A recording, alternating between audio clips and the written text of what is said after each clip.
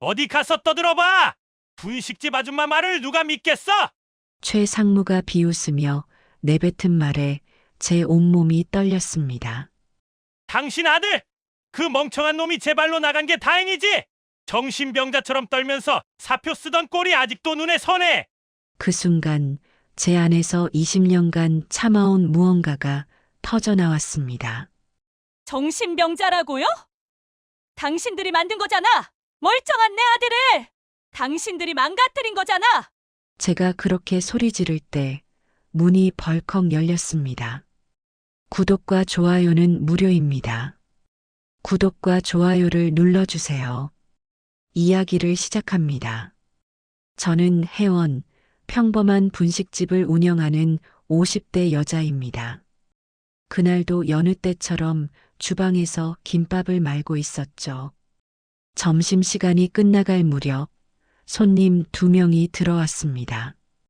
양복 입은 30대 남자들이었는데 제 아들 준호가 다니던 회사 직원들이었어요. 야, 그 준호 선배 말이야. 진짜 안 됐다니까. 칼질하던 손이 멈췄습니다. 준호라니? 설마 우리 아들? 팀장이랑 부장이 그렇게 갈궜는데 버틸 수가 있나? 상무까지 나서서 찍어 눌렀다며? 가슴이 쿵 내려앉았죠. 저는 물을 써는 척하며 귀를 쫑긋 세웠습니다. 그래도 그렇게 급하게 그만둘 일은 아니었는데 완전 도망치듯이 나갔잖아. 도망치듯이? 아들은 분명 더 좋은 곳으로 이직한다고 했는데요. 손님들이 나간 후 저는 앞치마를 벗어던지고 아들 원룸으로 달려갔습니다. 빈 방이었어요. 아들은 새 직장 근처로 이사 갔다고 했는데 책상 위엔 먼지만 쌓여 있었죠. 서랍을 뒤지다가 노트 한 권을 발견했습니다. 떨리는 손으로 펼쳐보니 빼곡한 메모들이 있었어요. 3월 15일. 팀장이 또 서류를 던졌다. 내가 이것밖에 안 되냐고. 4월 2일. 부장이 회식 자리에서 내 인격을 모독했다. 모두가 웃었다. 5월 20일. 상무가 직접 불러서 말했다. 너 같은 놈은 여기 안 어울린다고. 눈물이 앞을 가렸습니다. 노트 사이에 끼워진 USB도 있었죠. 컴퓨터에 꽂아보니 녹음 파일들이 가득했어요. 욕설, 모욕, 협박. 우리 아들이 매일같이 듣던 소리들이었습니다. 그 순간 결심했죠. 저는 평범한 분식집 아줌마지만 아들을 이렇게 만든 사람들을 그냥 둘 순 없었어요. 집으로 돌아와 밤새 계획을 세웠습니다. 교사 시절 아이들과 했던 역할극이 떠올랐죠. 상대방이 모르게 진실을 드러내는 방법들. 그때의 경험이 도움이 될 거라 생각했어요. 다음 날 저는 아들이 다녔던 회사 홈페이지를 뒤졌습니다. 마침 구내식당 단기 계약직을 모집하고 있더군요. 서빙과 사무 보조를 겸하는 자리였죠. 지원서를 작성하면서 손이 떨렸지만 멈출 수 없었습니다. 합격 통보를 받았을 때 복수의 첫걸음을 내디뎠다는 생각에 가슴이 뛰었죠. 첫 출근 날 구내식당은 생각보다 컸습니다. 점심시간이 되자 직원들이 물밀듯 들어왔어요. 배식하면서 얼굴들을 유심히 봤죠. 그러다가 한 남자를 발견했습니다. 김 팀장. 아들의 메모에 가장 많이 등장했던 이름이었어요. 어머, 새로 오신 분이네요. 반가워요. 김 팀장이 친근하게 인사했습니다. 저도 웃으며 답했죠. 네, 오늘 첫날이에요. 잘 부탁드려요. 속으로는 이를 갈았지만요. 이 사람이 우리 아들에게 서류를 던진 그 팀장이구나. 점심 후 설거지를 하는데 나이 지긋한 남자분이 다가왔습니다. 새로 오셨구먼. 난 여기서 청소하는 윤 반장이요. 윤 반장이라 자신을 소개한 분은 왠지 모르게 저를 유심히 보더군요. 불편했지만 모른 척 했습니다.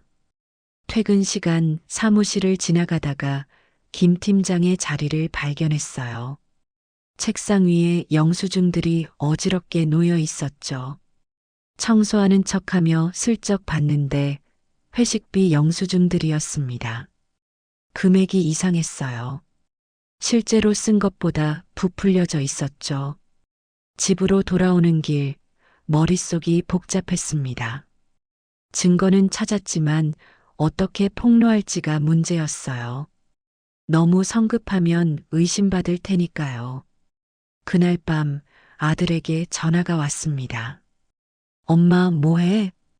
응, 그냥 정리 좀 하고 있었어. 너는? 나도 그냥. 엄마, 혹시 내 원룸 갔다 왔어? 심장이 쿵했지만 침착하게 대답했죠. 아니, 왜? 뭐 놓고 온 거 있어? 아니야, 그냥 물어본 거야. 전화를 끊고 나서 결심이 더 단단해졌습니다. 아들은 아직도 고통받고 있었어요. 제가 대신 싸워야 했죠. 다음 날부터 본격적으로 정보를 수집했습니다. 구내식당은 정보의 보고였어요. 사람들이 밥 먹으며 나누는 대화에는 비밀이 가득했죠. 김 팀장이 회계 부정을 저지르고 있다는 확신이 들었습니다. 김 팀장님, 이번 회식 영수증 좀 이상한데요? 회계팀 막내 직원의 목소리가 사무실에 울려 퍼졌습니다. 저는 복도에서 쓰레기통을 비우며 귀를 기울였죠. 씨앗이 드디어 싹을 틔우기 시작한 겁니다. 일주일 전으로 돌아가 볼까요? 저는 김 팀장의 회식 패턴을 파악했습니다. 매주 금요일 같은 고깃집, 같은 멤버들. 하지만 영수증 금액은 실제보다 항상 2배였죠. 김 팀장은 고깃집 사장과 짜고 가짜 영수증을 만들고 있었어요. 교사 시절이 떠올랐습니다. 아이들과 했던 역할극 수업. 상황을 만들고 자연스럽게 진실이 드러나게 하는 방법. 그때의 경험이 지금 쓸모가 있을 줄은 몰랐죠. 구내식당 점심시간, 회계팀 직원들이 밥을 먹으러 왔어요. 저는 그들 옆 테이블을 닦으며 혼잣말처럼 중얼거렸습니다. 어머, 이 영수증 좀 봐. 우리 가게 것도 아닌데 왜 여기 있지?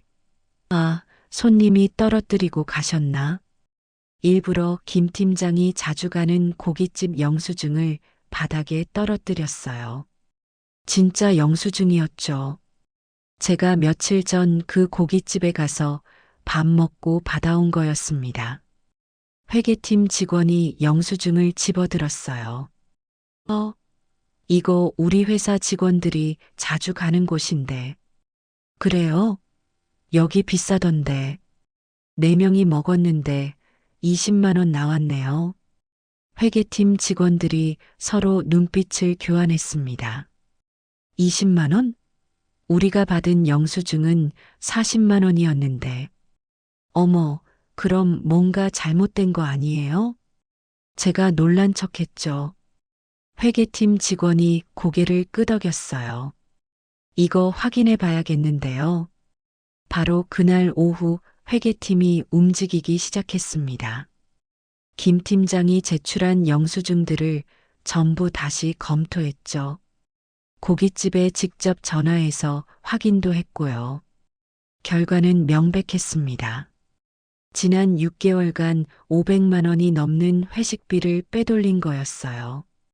김 팀장은 감사실에 불려갔습니다.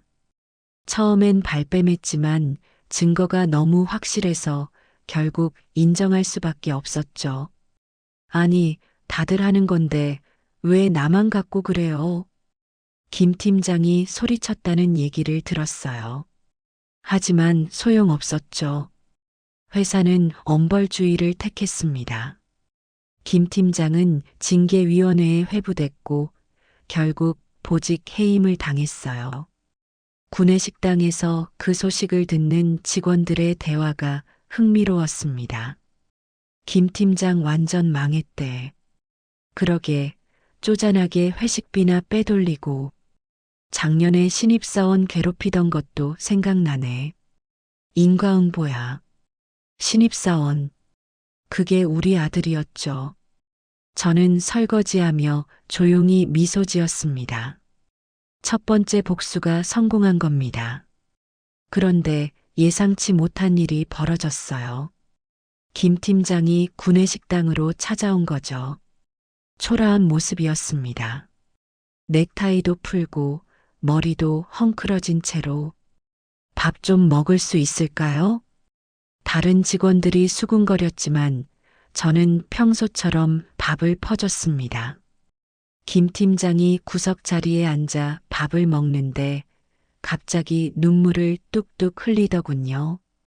미안해. 준호야, 미안해. 우리 아들 이름을 부르는 걸 듣고 깜짝 놀랐어요. 김 팀장이 중얼거렸습니다. 내가 너무했어. 그 애가 뭘 잘못했다고. 그냥 시키는 대로 했을 뿐인데. 시키는 대로? 누가 시킨 걸까요? 저는 조심스럽게 다가갔습니다. 괜찮으세요? 김 팀장이 고개를 들었어요. 충혈된 눈이 저를 봤죠. 아줌마, 저 나쁜 사람이에요. 죄 없는 사람 괴롭히고. 하지만 저도 어쩔 수 없었어요. 위에서 시키니까. 위에서요? 박 부장이? 아니, 최 상무가. 준호가 뭔가 캐고 다닌다고 길들이라고. 퍼즐이 맞춰지기 시작했습니다. 김 팀장은 그저 졸개였던 거예요. 진짜 악마는 따로 있었죠. 김 팀장이 비틀거리며 일어났습니다. 이제 끝이에요. 다 끝났어. 그는 구내식당을 나가며 한 번 더 중얼거렸어요. 준호야, 미안하다. 복수를 했는데도 마음이 복잡했습니다. 김 팀장도 어쩌면 희생자였을까요?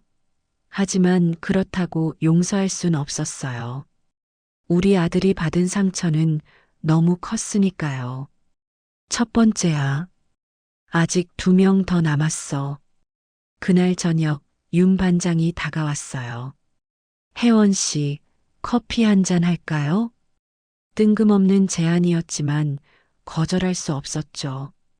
구내식당 한쪽에 앉아 커피를 마시는데 윤 반장이 말했습니다. 김 팀장 일 당신이 한 거 맞죠? 등골이 서늘했습니다. 하지만 모른 척했죠. 무슨 말씀이세요? 눈빛이 달라요. 보통 사람이 눈빛이 아니야. 윤 반장은 저를 똑바로 보며 말했습니다. 도와드릴게요. 이유는 묻지 마시고. 예상치 못한 동지가 생겼습니다. 하지만 아직 경계를 풀 순 없었죠. 이 사람이 왜 돕겠다는 건지 알 수 없었으니까요. 집으로 돌아와 아들의 노트를 다시 펼쳤습니다. 다음은 박 부장. 아들의 정신을 가장 괴롭혔던 인간이었죠. 노트엔 이렇게 적혀 있었어요. 박 부장은 나를 사람 취급하지 않았다. 개처럼 부리고 돼지처럼 비웃었다. 주먹을 꽉 쥐었습니다. 박 부장, 당신 차례가 왔어요. 구내식당 천장을 보며 다짐했죠. 내일부터 박 부장을 본격적으로 관찰하기 시작할 거라고. 우리 아들을 망가뜨린 대가를 치르게 해주겠다고. 새로 오신 분이시죠? 여기가 처음이시면 힘드실 텐데. 구내식당 조리실장이 친절하게 말했습니다. 저는 고개를 숙이며 답했죠. 네, 열심히 배우겠습니다. 첫 출근 후 2주가 지났어요. 이제 직원들도 저를 밥 아줌마로 자연스럽게 받아들였습니다. 점심시간마다 수백 명의 얼굴을 봤지만 저는 특별히 세 사람만 주시했죠. 김 팀장은 이미 감사실에 불려가 곤욕을 치르고 있었고, 이제 박 부장과 최 상무가 남았습니다. 그날 저녁 윤 반장을 만났습니다. 김 팀장 일 잘 처리됐네요. 네. 그런데 뭔가 씁쓸해요. 당연하죠.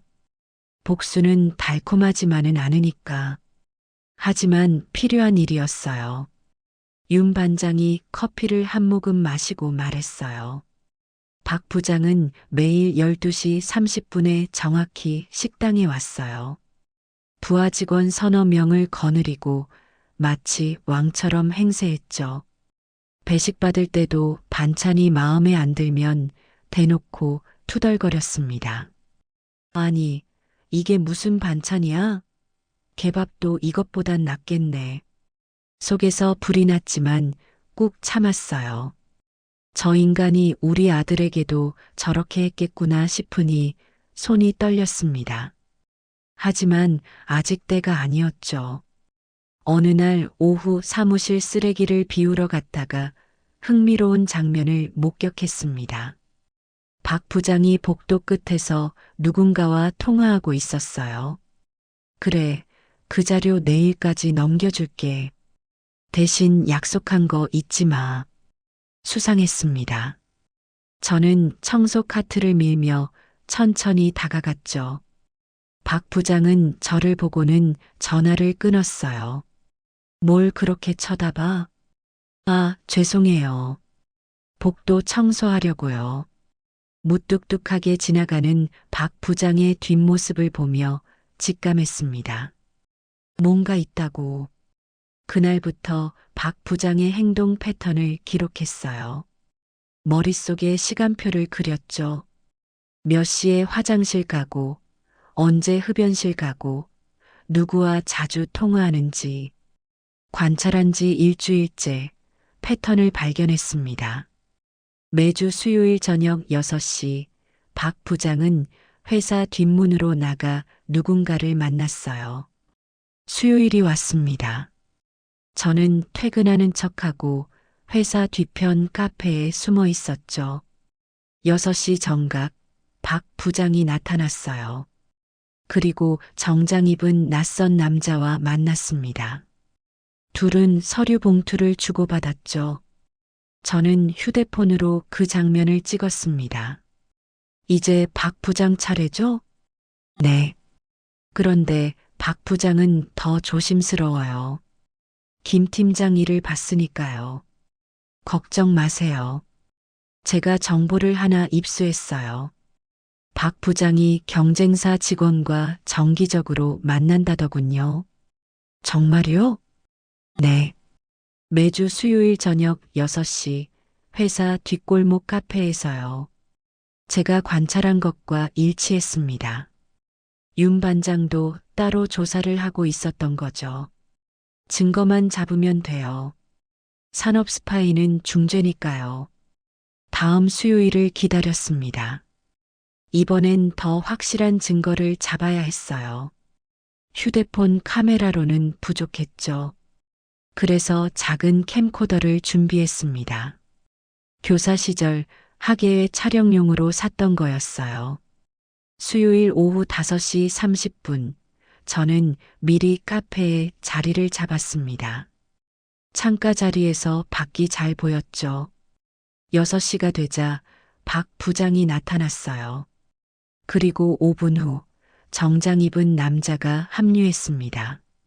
둘은 서류를 펼쳐놓고 뭔가 열심히 얘기했어요. 저는 조심스럽게 캠코더를 켰죠. 줌 기능으로 서류를 확대했는데 회사 로고가 선명하게 보였습니다. 우리 회사 기밀 문서였어요. 30분쯤 지났을까요? 정장 남자가 봉투를 꺼냈습니다. 두툼한 봉투였죠. 박 부장이 그걸 받아 재킷 안주머니에 넣었어요. 완벽한 증거였습니다. 그런데 그때 박 부장과 눈이 마주쳤어요. 순간 얼어붙었죠. 박 부장이 벌떡 일어났습니다. 저쪽으로 오고 있었어요. 당신, 우리 회사 구내식당 아줌마 아니야? 아, 네. 우연히 지나가다가. 우연? 카메라 들고. 박 부장의 눈이 매서웠습니다. 캠코더를 뺏으려 했지만 저는 재빨리 가방에 넣었죠. 뭘 찍은 거야? 당장 내놔. 무슨 말씀이세요?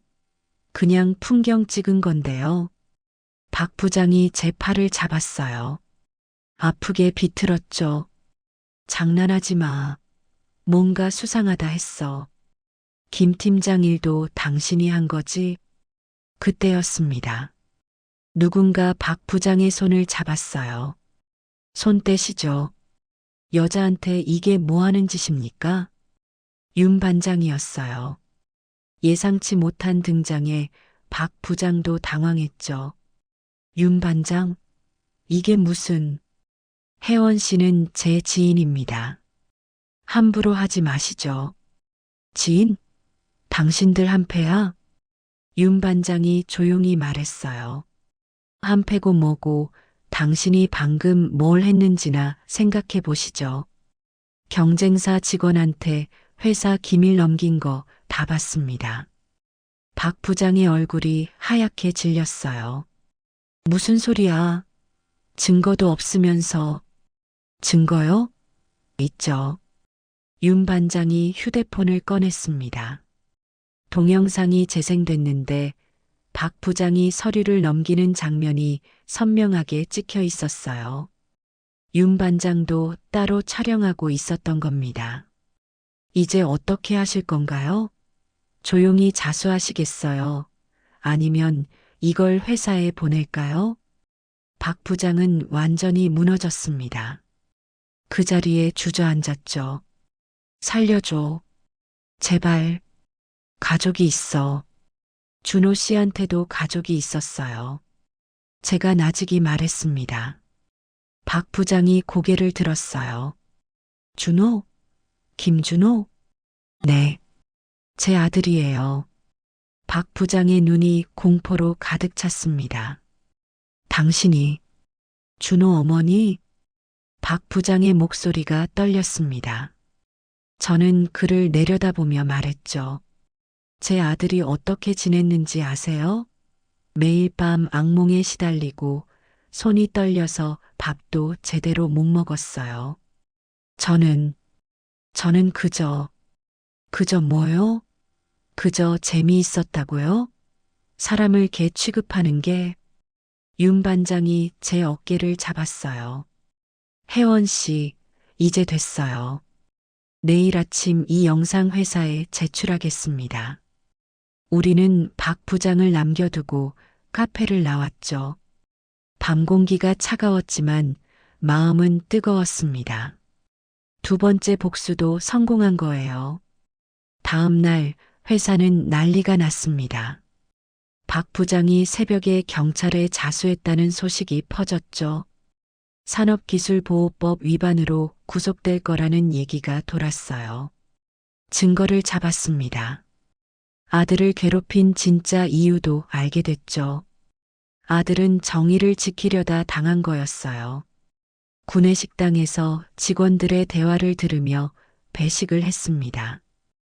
박 부장 진짜 끝이네. 그래도 싸지. 얼마나 많은 후배들 괴롭혔는데. 김준호 씨 기억나? 작년에 그만둔 친구. 박 부장이 완전 지옥을 만들어줬잖아. 맞아, 불쌍했지. 좋은 사람이었는데. 아들을 기억하는 사람들이 있다는 게 위로가 됐어요. 우리 아들이 나쁜 사람이 아니었다는 걸 다들 알고 있었구나. 혜원 씨, 누가 찾아왔는데요? 누굴까 싶어 나가봤더니 박 부장의 부인이었습니다. 초췌한 얼굴에 눈은 퉁퉁 부어 있었죠. 당신이 김준호 씨 어머니시죠? 네, 맞습니다. 제 남편이. 정말 죄송합니다. 갑작스러운 사과에 당황했어요. 박 부장 부인이 계속 말했죠. 남편이 구치소에서 편지를 보냈어요. 자기가 얼마나 나쁜 일을 했는지 이제야 깨달았다고. 특히 준호 씨한테. 그녀는 편지를 꺼내 제게 건넸습니다. 준호 어머님께 저는 변명하지 않겠습니다. 제가 한 일은 용서받을 수 없습니다. 다만 알아주셨으면 합니다. 저도 누군가의 꼭두각시였다는 걸, 최 상무가 시키는 대로 했을 뿐이라는 걸. 그래도 그건 변명이겠죠. 정말 죄송합니다. 편지를 읽으며 복잡한 마음이 들었어요. 하지만 용서할 순 없었습니다. 그저 고개를 끄덕일 뿐이었죠. 하루는 윤 반장이 다가왔어요. 힘드셨겠지만 그런데 최 상무는 달라요. 증거 하나로는 부족합니다. 그때 전산팀의 젊은 직원 한 명이 우리에게 다가왔어요. 이진우라는 친구였죠. 저 도와드리고 싶습니다. 진우 씨? 준호 형이랑 친했어요. 형이 당한 걸 알면서도 아무것도 못했는데 이제라도 돕고 싶어요. 뜻밖의 동지가 생겼습니다. 진우는 최 상무의 컴퓨터를 해킹할 수 있다고 했어요. 상무님 컴퓨터에 백도어를 심어놨어요. 작년에 시스템 점검한다고 할 때요. 왜 그런 걸? 언젠가 쓸 일이 있을 것 같아서요. 최 상무가 하는 짓을 보면 분명 뭔가 있을 거라 생각했죠. 진우가 노트북을 꺼냈습니다. 몇 번 키보드를 두드리더니 최 상무의 컴퓨터 화면이 떴어요. 여기 보세요. 비자금 관리 파일입니다. 엑셀 파일이 열렸는데 어마어마한 금액들이 적혀 있었죠. 거래처별로, 날짜별로, 심지어 용도까지 상세히 기록돼 있었어요. 이걸 검찰에 넘기면 잠깐만요. 더 있어요. 진우가 다른 폴더를 열었습니다. 동영상 파일들이 있었는데 제목이 충격적이었어요. 김준호 징계회의, 박 부장 지시사항, 김 팀장 역할. 동영상을 재생했습니다. 최 상무가 박 부장과 김 팀장을 불러 지시하는 장면이었어요. 김준호 그 자식, 감사 자료 만들고 있어. 빨리 처리해. 정신 못 차리게 만들어서 스스로 나가게 해. 어떻게요? 그건 자네들이 알아서 해. 인격 모독이든 업무 과중이든 단 흔적은 남기지 마. 눈물이 났습니다. 우리 아들이 당한 모든 게 계획적이었던 거예요. 이것도 검찰에 보내야 해요. 윤 반장이 말했지만 진우가 고개를 저었어요. 불법적으로 얻은 증거라 법적 효력이 없어요. 다른 방법이 필요합니다. 그럼 어떻게? 합법적으로 이 사실을 폭로해야 해요.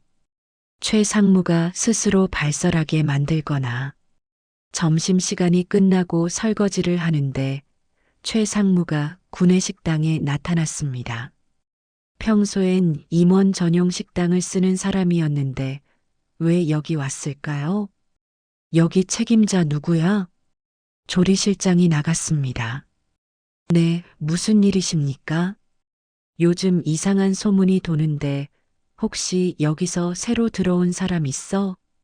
최 상무의 눈이 매서웠어요. 조리실장이 대답했죠. 한 분 계시긴 한데 그냥 평범한 아주머니세요.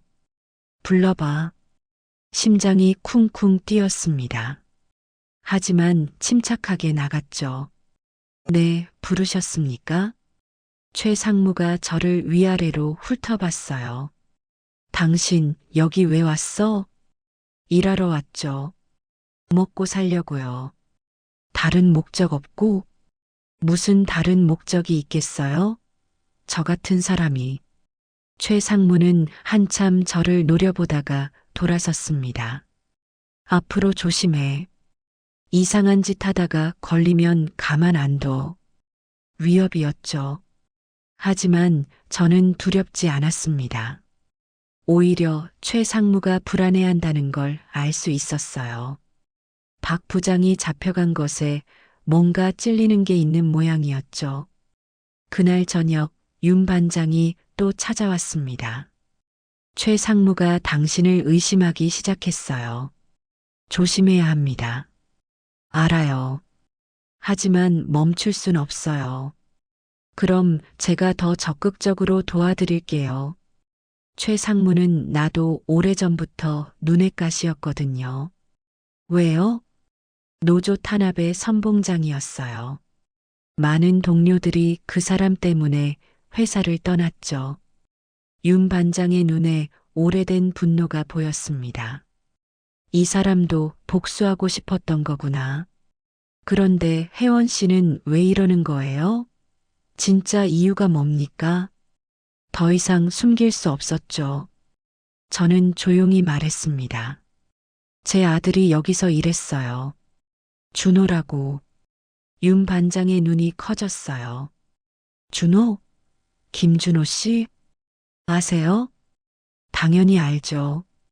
좋은 청년이었는데 갑자기 그만둬서 아쉬웠어요. 그만둔 게 아니에요. 쫓겨난 거죠. 김 팀장, 박 부장, 그리고 최 상무 때문에. 윤 반장이 깊은 한숨을 쉬었습니다. 그랬군요. 이제 이해가 됩니다. 그래서 복수하러 오신 거군요. 네. 제 아들을 망가뜨린 사람들을 그냥 둘 수 없었어요. 잘하셨어요. 저도 끝까지 도와드릴게요.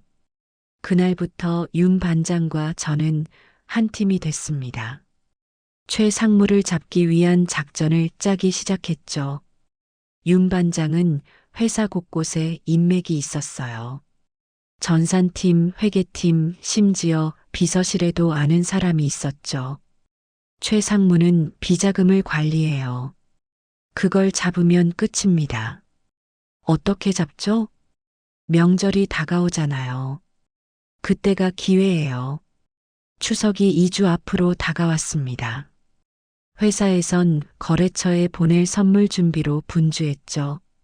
저는 여기서 아이디어를 얻었어요. 윤 반장님, 제가 떡을 좀 만들 줄 아는데요. 떡이요? 네. 명절 선물로 떡을 만들어서 임원들에게 나눠드리면 어떨까요? 구내식당에서 정성껏 만든 거라고 하면서요. 윤 반장이 제 의도를 알아챘습니다. 그 떡에 뭔가 숨기실 생각이군요. 네. 작은 녹음기를 숨길 겁니다. 며칠 동안 준비했어요. 집에서 떡을 만들고 작은 녹음기를 구입했죠.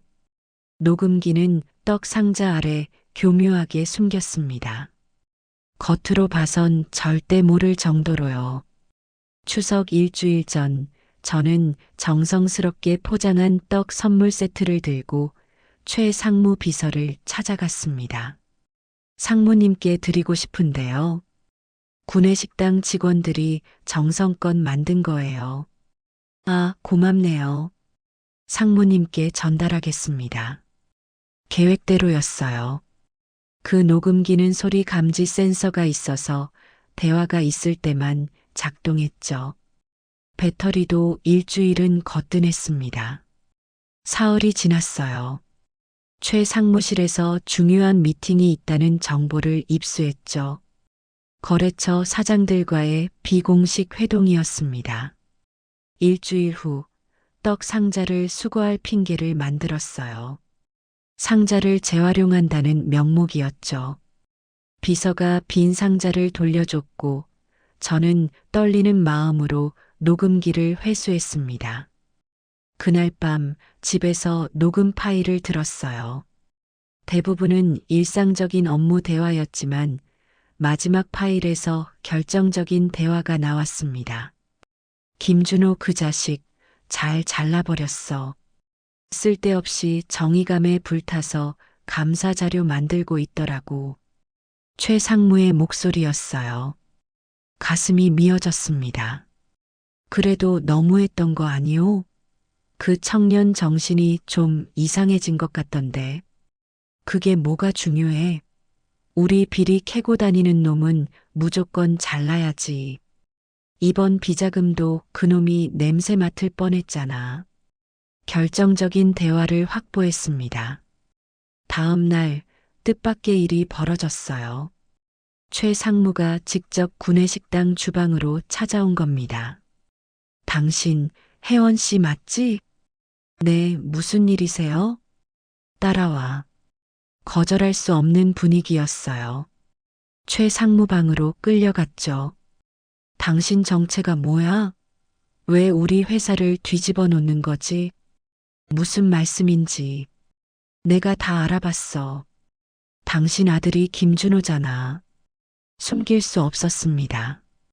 고개를 들고 당당히 말했죠. 맞아요. 제 아들이에요.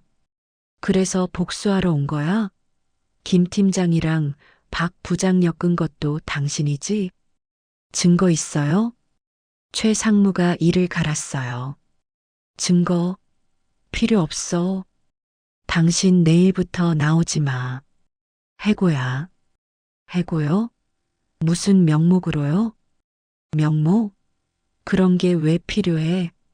계약직은 언제든 자를 수 있어. 최 상무가 비웃으며 말했죠. 어디 가서 떠들어봐. 아무도 안 믿을 거야. 분식집 아줌마 말을 누가 믿겠어?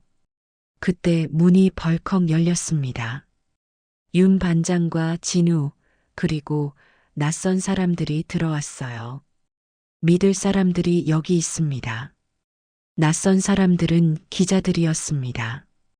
윤 반장이 불러온 거였죠. 방금 대화 다 녹음했습니다. 최 상무님, 진우가 휴대폰을 들어 보였어요. 녹음 중이라는 표시가 선명했죠. 그리고 이것도 있습니다. 윤 반장이 서류 뭉치를 꺼냈어요. 최 상무의 비자금 장부 사본이었습니다. 어떻게? 상무님 비서실 금고에 있던 거예요. 비서실 직원이 제공했죠. 더 이상 못 참겠다면서요. 최 상무의 비서가 뒤에서 나타났습니다. 죄송합니다, 상무님. 하지만 더는 못하겠어요. 너무 많은 사람이 다쳤어요. 완전히 포위된 최 상무는 무너졌습니다. 그 자리에 주저앉았죠. 끝이구나. 기자들이 일제히 카메라를 들었어요. 내일 아침 신문 일면을 장식할 특종이었죠. 최 상무실에서 대치하던 그 순간 갑자기 최 상무가 벌떡 일어났습니다. 잠깐, 이거 다 불법이야. 당신들 다 고소할 거야. 하지만 기자 중 한 명이 차분히 말했죠. 상무님, 이미 검찰이 움직이고 있습니다. 내부 제보가 여러 건 들어갔다고 하더군요. 최 상무의 얼굴이 더욱 창백해졌어요. 그때 제 핸드폰이 울렸습니다. 아들이었어요. 엄마, 지금 뉴스 봤어? 무슨 뉴스? 우리 회사.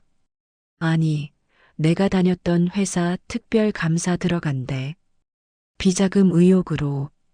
이미 언론에 가 떴나 봅니다. 최 상무는 완전히 끝이었죠. 엄마가 한 거지? 아들의 목소리가 떨렸어요. 준호야. 고마워, 엄마. 정말 고마워. 전화 너머로 아들이 우는 소리가 들렸습니다. 저도 참았던 눈물이 쏟아졌죠. 최 상무가 비틀거리며 일어섰어요. 두고 보자. 내가 이대로 당할 것 같아? 내 뒤엔 든든한 사람들이 있어. 그 든든한 사람들도 곧 조사받을 겁니다. 윤 반장이 차분히 말했죠. 녹음 파일에 정치인들 이름이 다 나와 있거든요. 검찰도 이미 확보했고요. 그제야 최 상무는 진짜 끝이라는 걸 깨달은 듯 했습니다. 그런데 갑자기 저를 향해 달려들었어요. 다 너 때문이야. 너 때문에. 하지만 윤 반장과 진우가 막아섰죠. 최 상무는 바닥에 나뒹굴었습니다. 왜 이러는 거야? 나는 그저 회사를 위해서요? 제가 다가가 말했습니다. 사람을 짓밟는 게 회사를 위한 일인가요? 젊은이의 꿈을 꺾는 게 회사를 위한 일인가요? 최 상무는 대답하지 못했어요. 기자들은 열심히 받아 적고 있었죠. 그때 회사 직원들이 모여들기 시작했습니다. 소문이 퍼진 거예요. 구내식당 직원들, 경비 아저씨들, 일반 사무직 직원들까지. 최 상무 잡혔대. 진짜? 드디어. 우리도 증언할게요. 최 상무가 얼마나 나쁜 짓 했는지. 순식간에 수십 명이 모였어요. 다들 최 상무에게 당한 게 있었나 봅니다. 한 젊은 여직원이 나섰어요. 저도 작년에 최 상무한테 부당한 지시 받았어요. 거절했다가 인사불이익 받았죠. 저도요. 정당한 수당 요구했다가 찍혔어요. 하나둘씩 증언이 쏟아졌습니다. 최 상무의 악행이 얼마나 많았는지 알 수 있었죠. 그런데 갑자기 회장실 비서가 나타났어요. 회장님께서 부르십니다. 혜원 씨, 저를요? 모두가 놀란 눈으로 봤죠. 회장이 직접 나선 겁니다. 회장실로 올라갔어요. 70대 노인이었지만 눈빛은 날카로웠죠. 앉으세요, 혜원 씨. 네, 다 들었습니다. 당신이 한 일, 심장이 쿵쿵 뛰었어요. 혹시 저도 처벌받는 걸까요? 고맙습니다. 예상외의 말이었어요. 네, 우리 회사의 썩은 부분을 도려내 주셔서 고맙다는 겁니다. 사실 저도 어렴풋이 알고 있었어요. 하지만 증거가 없었죠. 회장이 깊은 한숨을 쉬었습니다. 그리고 따님 일은 정말 죄송합니다. 아들이에요. 아, 아드님. 김준호 씨 맞죠? 우수한 직원이었다고 들었습니다. 회장이 서류를 꺼냈어요. 아드님을 다시 모시고 싶습니다. 물론 강요는 아닙니다만. 아들은 이미 마음의 상처가 커요. 돌아오기 힘들 겁니다. 그렇다면 정당한 보상이라도 해드리겠습니다. 그동안의 고통에 대해 회장은 진심이었어요. 하지만 저는 고개를 저었죠. 보상은 필요 없어요. 다만 한 가지 부탁이 있습니다. 말씀하세요. 다시는 이런 일이 없도록 해주세요. 제2, 제3의 김준호가 나오지 않도록. 회장이 고개를 깊이 숙였습니다. 약속하겠습니다. 전면적인 개혁을 하겠습니다. 회장실을 나오니 윤 반장이 기다리고 있었어요. 잘 됐나요? 네. 이제 끝인 것 같아요. 아직 한 가지 더 있어요. 뭐요? 윤 반장이 미소 지었습니다. 제 얘기를 해드릴 때가 된 것 같네요. 구내식당으로 돌아가는 길 윤 반장이 말을 꺼냈어요. 사실 저는 혜원 씨 남편을 알았어요. 네, 우리 남편을 20년 전 같은 노조에서 활동했죠. 혜원 씨 남편은 정의로운 분이었어요. 부당한 걸 참지 못하는 성격이었죠. 남편 얘기에 가슴이 먹먹해졌어요. 준호가 아버지를 닮았구나. 그래서 처음부터 도와드리고 싶었어요. 동지의 아내니까, 그리고 그 아들이 당한 일이니까. 이제야 모든 퍼즐이 맞춰졌습니다. 윤 반장이 왜 그렇게 적극적으로 도와줬는지. 다음 날 최 상무가 검찰에 소환됐다는 뉴스가 나왔어요. 비자금 조성, 횡령, 직권 남용 등 혐의가 한가득이었죠. 일주일 후 저는 구내식당을 그만뒀습니다. 더 이상 할 일이 없었으니까요. 마지막 출근 날 직원들이 모여서 작은 송별회를 해줬어요. 혜원 씨, 고생 많으셨어요. 우리 회사를 깨끗하게 만들어주셔서 감사해요. 다들 진심이었죠. 저도 인사했습니다. 여러분도 고생 많으셨어요. 앞으론 좋은 일만 있길 바라요. 짐을 정리하고 나오는데 입구에 아들이 서 있었어요. 엄마, 준호야, 왜 여기? 마중 나왔어. 엄마가 얼마나 고생했는지 알아. 다 들었어. 아들이 저를 꽉 안았어요. 미안해, 엄마. 그리고 고마워. 미안할 게 뭐 있어. 엄마가 당연히 할 일을 한 거지. 집으로 가는 길 아들이 말했어요. 엄마, 나 다시 시작하려고. 이번엔 정말 좋은 회사 찾았어. 그래, 잘 됐네. 엄마가 보여준 용기 덕분이야. 나도 이제 당당하게 살 거야. 아들의 눈에 생기가 돌아왔어요. 그걸 보니 모든 고생이 보상받는 기분이었죠. 집으로 돌아온 지 한 달이 지났습니다. 다시 분식집을 열었죠. 하지만 마음은 한결 가벼웠어요. 아들도 새 직장에 잘 적응하고 있었고 무엇보다 정의를 세웠다는 뿌듯함이 있었으니까요. 어느 날 오후 분식집에 손님이 찾아왔어요. 윤 반장이었습니다. 김밥 하나 주세요. 어머, 여기까지 어떻게 오셨어요? 혜원 씨 가게가 어딘지 알아봤죠. 그리고 드릴 말씀이 있어서 윤 반장이 조심스럽게 사진 한 장을 꺼냈어요. 오래된 흑백 사진이었죠. 이게 사진 속엔 젊은 시절 남편이 있었습니다. 그리고 옆에 젊은 윤 반장도 있었어요. 1985년 노조 결성식 날이에요. 혜원 씨 남편이랑 저랑 같이 찍은 거죠. 눈물이 핑 돌았습니다. 남편의 젊은 시절을 보니 준호가 겹쳐 보였어요. 남편분이 그때 말씀하셨어요. 아들이 태어나면 정의로운 사람으로 키우고 싶다고. 불의를 보면 참지 못하는 사람으로. 그래서 준호가 네, 아버지의 피를 물려받은 거죠. 그리고 어머니의 용기도. 윤 반장이 또 다른 얘기를 꺼냈어요. 사실 준호 씨가 회사 다닐 때 저한테 찾아온 적이 있어요. 정말요? 네. 회사의 비리를 알게 됐는데 어떻게 해야 할지 모르겠다고. 그때 제가 조심하라고 했어요. 증거 없이 나서면 오히려 당한다고. 윤 반장이 자책하는 듯 했어요. 제가 더 적극적으로 도왔어야 했는데. 그래서 혜원 씨를 보자마자 도와드리고 싶었어요. 늦었지만이라도. 아니에요. 덕분에 성공할 수 있었어요. 그때 뉴스 속보가 TV에 나왔습니다. 대기업 시사 최상무 구속 기소.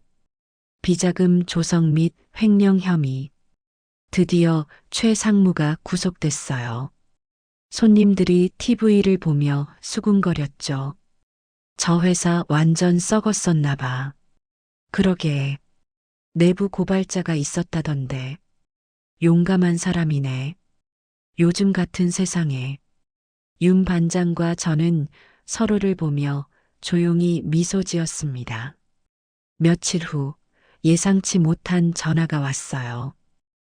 방송국이었습니다. 혜원 씨 사연을 취재하고 싶은데요. 아니에요. 전 그런 거 원하지 않아요. 많은 분들께 용기를 줄 수 있을 텐데. 거절했지만 며칠 후 또 다른 언론사에서 연락이 왔어요. 어떻게 알았는지 제 정체가 조금씩 알려지기 시작한 거죠. 그러던 어느 날 뜻밖의 사람들이 분식집을 찾아왔어요. 최상무 회사의 직원들이었습니다. 그것도 수십 명이나. 혜원 씨, 감사 인사드리러 왔어요. 저희도 그동안 최 상무 때문에 고통받았거든요. 덕분에 회사가 정상화되었어요. 다들 김밥이랑 떡볶이를 시켜 먹으며 얘기를 나눴죠. 그 중엔 준호를 기억하는 사람들도 있었어요. 준호 씨 잘 지내나요? 네, 새 직장에서 잘하고 있어요. 다행이네요. 좋은 사람이었는데 그렇게 떠나서 안타까웠어요. 한 직원이 조심스럽게 물었습니다. 혜원 씨, 어떻게 그런 용기를 내셨어요? 용기가 아니에요. 그냥 엄마의 마음이었어요. 자식이 당한 걸 보고 가만히 있을 부모가 어디 있겠어요. 그래도 대단하세요. 거대한 권력에 맞서시다니. 혼자였으면 못했을 거예요. 윤 반장님, 진우 씨, 그리고 양심적인 직원분들이 도와주셨으니까 가능했죠. 그때 한 젊은 여직원이 말했어요. 저희 부서에도 부당한 일이 있었는데 이제는 신고할 용기가 생겼어요. 맞아요. 이제 우리도 목소리 낼 수 있을 것 같아요. 그들의 눈빛이 달라진 걸 느꼈습니다. 변화의 바람이 불기 시작한 거죠. 퇴근 시간 무렵 아들이 분식집에 들렀어요. 엄마, 오늘 좋은 일 있었어. 뭔데? 우리 회사 대표님이 나를 따로 부르더라. 그러면서 이전 회사에서 있었던 일 다 안다고. 그런 부당한 일 당했는데도 포기하지 않고 다시 시작한 게 대단하다고. 아들의 표정이 밝았어요. 그리고 엄마 얘기도 하시더라. 정의를 위해 싸운 용감한 어머니를 뒀다고. 나도 분명 좋은 직원이 될 거라고. 그래, 잘 됐네. 엄마 덕분이야. 엄마가 보여준 모습이 나한테 가장 큰 가르침이었어. 그날 밤 집에서 남편 사진을 보며 조용히 말했어요. 여보, 우리 아들 이제 괜찮아요. 당신이 바라던 정의로운 사람으로 자라고 있어요. 다음 날 법원에서 연락이 왔습니다. 최 상무 재판에 증인으로 출석해 달라는 거였죠. 재판장에 섰을 때 최 상무와 눈이 마주쳤어요. 한때는 거대해 보였던 그 사람이 이제는 초라해 보였습니다. 증인은 피고인이 김준호 씨를 의도적으로 괴롭혔다는 증거를 갖고 있습니까? 네. 녹음 파일과 관련 문서들이 있습니다. 증거를 제출하고 증언을 마쳤어요. 검사가 마지막으로 물었죠. 증인께서는 왜 이런 위험을 감수하셨습니까? 저는 똑바로 앞을 보며 대답했습니다. 정의가 살아있다는 걸 보여주고 싶었어요. 힘없는 사람도 불의에 맞설 수 있다는 걸. 그리고 무엇보다 제 아들에게 세상은 여전히 살만한 곳이라는 걸 알려주고 싶었습니다. 법정에 잠시 정적이 흘렀어요. 몇몇 방청객들은 눈물을 닦았죠. 재판이 끝나고 나오는데 기자들이 몰려 있었어요. 혜원 씨, 한 말씀만. 소감이 어떠세요? 하지만 전 그냥 지나쳤습니다. 이미 할 말은 다 했으니까요. 일주일 후 최 상무에게 징역 5년이 선고됐어요. 추징금도 수십억이었죠. 완전한 승리였습니다. 그날 저녁 작은 축하 파티를 했어요. 윤 반장, 진우, 그리고 도와준 사람들이 모였죠. 혜원 씨, 정말 수고하셨어요. 다들 덕분이에요. 윤 반장이 잔을 들며 말했습니다. 복수는 혼자 하는 게 아니라는 혜원 씨 말이 맞았어요. 우리가 함께 했기에 가능했죠. 맞아요. 모두가 잔을 부딪혔어요. 그때 아들이 일어나 말했습니다. 엄마, 그리고 여기 계신 모든 분들께 감사드려요. 덕분에 저는 다시 일어설 수 있었고 세상에 정의가 있다는 걸 배웠어요. 아들이 깊이 인사했어요. 모두가 박수를 쳤죠. 파티가 끝나고 집으로 돌아오는 길 아들이 제 팔짱을 꼈어요. 엄마 사랑해. 나도 사랑해, 아들. 이제 정말 끝이야. 우리 이제 행복하게 살자. 그래, 이제 시작이야. 밤하늘의 별이 유난히 밝았습니다. 남편도 저 별 중 하나가 되어 우릴 보고 있겠죠. 정의는 비록 늦을 수 있지만 반드시 승리한다는 걸 우리는 증명했으니까요. 마지막으로 저는 이 이야기를 듣는 모든 분들께 말하고 싶어요. 불의를 당했다고 포기하지 마세요. 혼자가 아닙니다. 어딘가에 당신을 도와줄 사람이 반드시 있어요. 그리고 기억하세요. 복수는 혼자 못해요. 사람과 사람이 손잡아야 세상이 바뀝니다. 이 영상이 도움이 되셨다면 좋아요와 구독 알림 설정 부탁드립니다. 구독, 좋아요를 누르시면 여러분에게 행운과 큰 복이 들어옵니다.